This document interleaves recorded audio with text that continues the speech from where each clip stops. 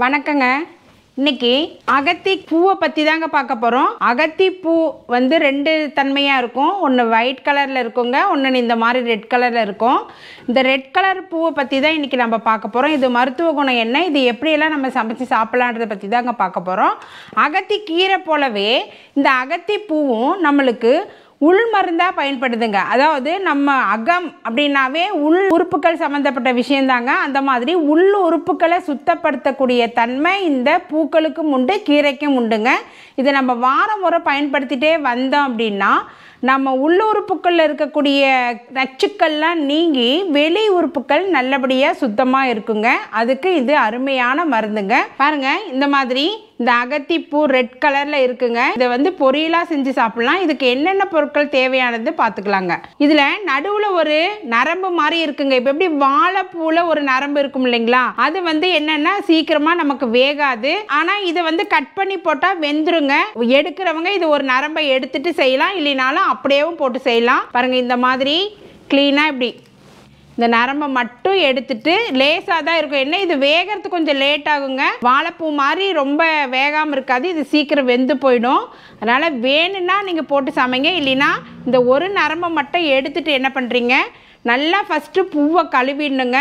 கழுவிட்டு பாருங்கள், நான் ஆல்ரெடி பொடி பொடியாக அறுத்து வச்சுருக்கிறேன். இது உங்களுக்கு காமிக்கிறதுக்காக 4-5 பூ எடுத்து வச்சுருக்கிறேன். இப்படி நல்லா பொடி பொடியாக அறுத்து வச்சுக்கோங்க. உடம்புல கீரி பூச்சி, குடல் புண்ணு சம்மந்தப்பட்டது, இந்த மாதிரி எதாக இருந்தாலும் இதை தவிர்த்துருங்க. இது நம்ம வாரத்தில் ஒரு நாள் எடுத்துகிட்டு வரும் பொழுது நம்மளுக்கு மலச்சிக்கல் இருக்காது, இதய சம்மந்தப்பட்ட நோய்கள்லாம் இருக்காதுங்க. இப்போ வந்து பொரியல் மட்டும் இல்லைங்க, கூட்டு மாதிரி செய்யலாம், பஜ்ஜி போடலாம். இந்த பூ இருக்கு இல்லைங்களா, இந்த பூவை அப்படியே நம்ம கடல மாவில் நினச்சி பாருங்கள், இந்த மாதிரி எடுத்து அப்படியே கடல மாவில் நினச்சி நம்ம எப்படி வாழைக்காய் பஜ்ஜி போடுவோமே அதே மாதிரி இந்த பூவை பஜ்ஜி போட்டு கொடுக்கலாம். குழந்தைங்களுக்கு எப்படி பிடிக்குதோ நம்ம அந்த மாதிரி செஞ்சுக்கலாம். நம்ம பெரியவங்களுக்கு கூட ஒரு சிலருக்கு இந்த பூ பிடிக்காதுங்க, கொஞ்சம் கசப்புத்தன்மை இருக்கிறதுனால யாரும் சாப்பிட மாட்டாங்க. ஆனால் உடம்புக்கு அவ்வளோ அருமையான மருந்துங்க. கண்டிப்பாக இந்த பூ மார்க்கெட்டில் கிடைக்கும் பொழுது மிஸ் பண்ணாமல் நீங்கள் வந்து என்னென்னா இதை சமைச்சு சாப்பிடுங்க. ஏதோ ஒரு விதத்தில் நம்ம உள்ளே எடுத்துக்கணுங்க.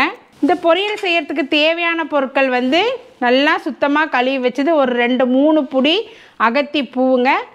அதுக்கு தேவையானது தாளிப்புக்கு கடுகு, உளுந்தம்பருப்பு, சீரகம், பெரிய வெங்காயம் 1, தேங்காய் துருவல் 1 கப்பு, காரத்திற்கேற்ப மிளகாய், கருவேப்பிலை, மஞ்சத்தூள், சுத்தமான செக்கு கடலை எண்ணெய், அவ்வளோதாங்க. இது எப்படி சமைக்கலான்னு பார்க்கலாங்க.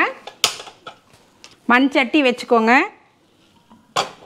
மலச்சிக்கல் பிரச்சனை இருக்கிறவங்க இதை வந்து வாரத்தில் 2 நாள் கண்டிப்பாக சமைச்சு சாப்பிடுங்க. பைல்ஸ் பிரச்சனையே இருக்காது. உங்களுக்கு மலம் கழிக்கும் போது ஒரு கடுமையான வலி எதுவுமே இருக்காதுங்க. ஈஸியாக நமக்கு இதை சாப்பிடும் பொழுது நம்மளுக்கு எல்லா பிரச்சனையும் சரியாயிடுங்க. இப்போ சட்டி காஞ்சிருச்சுங்க. தேவையான அளவுக்கு சுத்தமான செக்கு கடலை எண்ணெய் ஊற்றிக்கலாங்க. வரமிளகாய் உங்களுக்கு காரத்துக்கு தகுந்த மாதிரி கட் பண்ணி போட்டுக்கோங்க. 2 மிளகாய் போடுறேங்க. கடுகு, கடலைப்பருப்பு 1 ஸ்பூன் போட்டுக்கலாம். உளுத்தம்பருப்பு 1 ஸ்பூனு. சட்டி கொஞ்சம் சூடு ஏறதுக்கு ஸ்லோவாகும். ஆனால் சூடு ஆயிடுச்சுன்னா அதனுடைய சூடு நிறைய நேரம் இருக்குங்க. கடுகு பொரியிற அளவுக்கு வெயிட் பண்ணுவோம். இப்போ இந்த மாதிரி குடல் புண்ணு இருக்கிறவங்களுக்கு மட்டும் இல்லைங்க, மலம் பிரச்சனை இருக்கிறவங்களுக்கு மட்டும் இல்லை, இந்த ஸ்மோக்கிங் புகைப்பிடிப்பவர்களுக்கு கூட இது அருமையான மருந்துங்க. வாரத்தில் 2 நாள் சேர்த்திட்டு வரும் பொழுது புகைப்பிடிக்கிறதுனால ஏற்படக்கூடிய உள் நச்சுக்கள் எல்லாமே இது சுத்தப்படுத்த அளவுக்கு நல்ல தன்மை உண்டுங்க. இரத்த சோகை இருக்கிறவங்க கூட, ரத்தம் குறைவாக இருக்கிறவங்க கூட இது நம்ம அடிக்கடி உணவில் சேர்த்திட்டு வரும் பொழுது நமக்கு சீரான ரத்த ஓட்டம் இருக்கும். சீரான ரத்த ஓட்டம் இருந்தால் இருதயத்துக்கு எந்த பிரச்சனையும் இல்லாமல் நல்லா ஆரோக்கியமாக செயல்படுங்க. கடுகு நல்லா பொரியுதுங்க. இந்த டைமில் 1 ஸ்பூன் சீரகம் போட்டுக்கோங்க.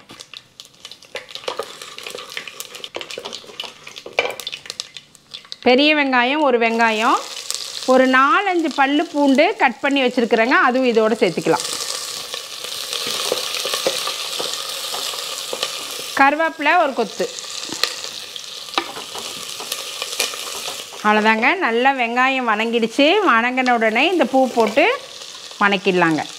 பாருங்கள், எப்போவுமே பூவை நல்லா கழுவிட்டு அப்புறமா சுத்தப்படுத்திக்கோங்க. ஏன்னா கட் பண்ணிவிட்டு எந்த பொருளையும் சுத்தப்படுத்த வேண்டாம். நல்லா கழுவிட்டு இதில் ஒரு சின்ன புழு மாதிரி இருக்கும், இதை நல்லா அந்த பூ ஓப்பன் பண்ணி பார்த்தீங்கன்னா தெரியும், அதில் ஒரு சின்ன புழு இருக்கும். அந்த மாதிரி இல்லாமல் பார்த்து நல்லா தான் கட் பண்ணிக்கோங்க. இதில் அந்த மாதிரி எதுவும் இல்லை, ஃப்ரெஷ்ஷான பூ எங்களுக்கு கிடச்சிருக்கு.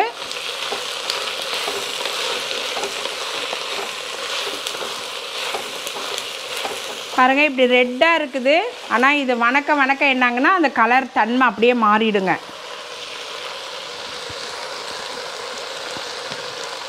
பாருங்கள், ஒரு கத்திரிப்பு கலர் மாதிரி மாறுது பாருங்கள்.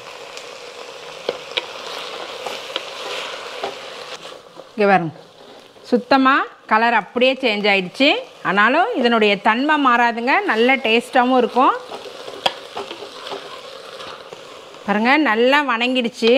அப்படியே ஒரு 2-3 செகண்ட் அப்படியே மூடி வைக்கலாம். முடிஞ்ச அளவு நல்லா அப்படியே எண்ணெயிலே வணக்கிட்டு அப்புறமா நம்ம தண்ணி ஊற்றிக்கலாம். பாருங்கள், நல்லா அந்த எண்ணெயிலே நல்லா வணங்கிடுச்சு. இப்போ ஒரு 1/4 ஸ்பூன் மஞ்சள்தூள் போட்டுக்கலாம்.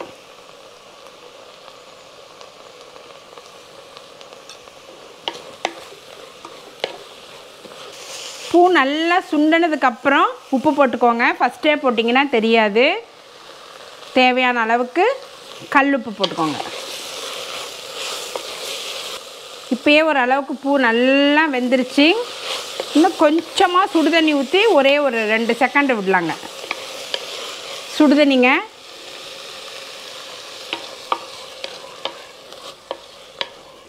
மூடி வைக்கலாங்க. சுடுதண்ணி ஊற்றிருக்கிறேன். சுடுதண்ணி ஊற்றி ஒரு 2-3 செகண்ட் நல்லா வேகட்டுங்க.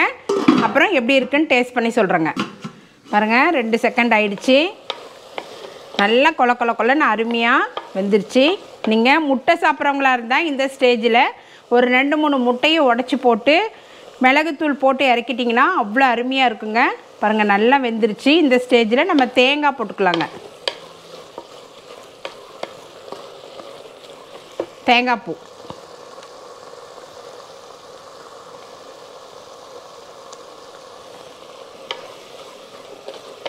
அவ்வளோதாங்க, அருமையாக ரெடி ஆயிடுச்சுங்க.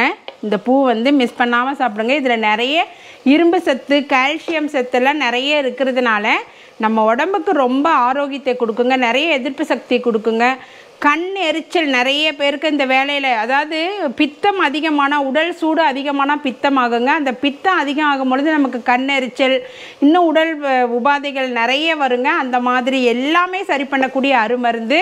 அதனால் மிஸ் பண்ணாமல் இந்த பொரியலை செஞ்சு பாருங்கள். அவ்வளோதாங்க, ஸ்டவ் ஆஃப் பண்ணிடலாம். குயிக்காக ஒரு 10 நிமிஷம் தாங்க. நம்ம எல்லாம் க்ளீன் பண்ணி வச்சிட்டோம்னா 10 நிமிஷத்தில் ரெடி ஆகிடும்.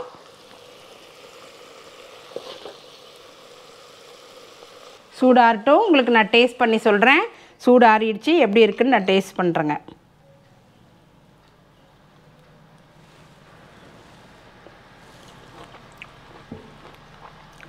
நல்ல டேஸ்ட்டாக இருக்குங்க. சொரக்காய் பொரியல் எப்படி இருக்குமோ அது மாதிரி தான் இருக்குது. இப்போ மற்ற கீரைகள், பூக்கள் எல்லாமே மருந்து தன்மை கொண்டது, மருந்து அடித்து சுத்தப்படுத்தி செய்வாங்க. இது அப்படி கிடையாதுங்க, மருந்து இல்லாத அருமையான மருந்து. கண்டிப்பாக வாரம் ஒரு முறை சின்ன வயசுலேருந்தே நம்ம இதை ஊட்டி பழகிடணுங்க. அவங்களுக்கு இப்படி சாப்பிட பிடிக்கல அப்படின்னா நிலக்கடலை பருப்பு சட்னி ஆட்டுறீங்க இல்லைங்களா, அதோட இதை 2 ஸ்பூன் சேர்த்து சட்னி மாதிரி செஞ்சு கூட கொடுத்துருங்க. இல்லைன்னா முட்டை போட்டு, முன்னாடியே சொன்ன மாதிரி முட்டை போட்டு யூஸ் பண்ணி கொடுங்க. இல்லைன்னா ரத்தம் இருக்கு இல்லைங்களா, ஆட்டு ரத்த பொரியல் செய்வோம் இல்லைங்களா, அது சேம் இதே மாதிரி தான். இந்த பொரியல்லாம் ரெடி பண்ணதுக்கப்புறம் ஆட்டு ரத்தத்தை ஊற்றி நல்லா மிக்ஸ் பண்ணிவிட்டு அப்படியாவது கொடுங்க. ஏதாவது ஒரு விதத்தில் கண்டிப்பாக குழந்தைங்க பெரியவங்க எல்லாருமே சாப்பிட்ணும். இது என்ன மெயின்னா, குடலில் நிறைய கிருமிகள் உருவாயிடுச்சுன்னா குழந்தைங்க எவ்வளோ சாப்பிட்டாலும் நல்ல ஹெல்த்தியாக இருக்க மாட்டாங்களே. அந்த மாதிரி இருக்கிறவங்களுக்கெல்லாம் இது அருமையான மருந்து. குழந்தைங்க மட்டும் இல்லை, பெரியவங்களும் மோஷன் பிரச்சனையிலிருந்து எல்லா பிரச்சனையிலும், நம்ம உடல் சோர்வு அதிகமாக இருக்கக்கூடிய இரத்த சோகை முதற்கொண்டு கேன்சர் முதற்கொண்டு குணப்படுத்தக்கூடிய அருமையான மருந்து. இன்னும் ப்ளஸ் என்ன அப்படின்னா, சர்க்கரை நோயை கூட நம்ம கட்டுக்குள்ளே கொண்டு வருங்க. அந்த அளவுக்கு நமக்கு அருமையான மருந்து. அதனால் கண்டிப்பாக மிஸ் பண்ணாமல் இந்த அகத்திக்கீரை பொரியலை செஞ்சு சாப்பிடுங்க. அம்மா விலாக்ஸில் இதுதான் ஃபஸ்ட்டு டைம் சமையல் வந்திருக்குங்க. இதுக்கு முன்னாடி வேறு ஐட்டம்ஸ் அந்த மாதிரி போட்டிருந்தோம். இப்போ இனிமேல் இந்த மாதிரி சமையல் எல்லா ஐட்டம்ஸும் கலந்து வருங்க. அதனால் கண்டிப்பாக மிஸ் பண்ணாமல் இந்த பொரியலை செஞ்சு சாப்பிட்டு எங்களுக்கு கமெண்ட்ஸ் பண்ணுங்கள். மீண்டும் ஒரு ஆரோக்கிய தகவலுடன் உங்களை சந்திக்கிறேங்க. நன்றி, வணக்கங்க.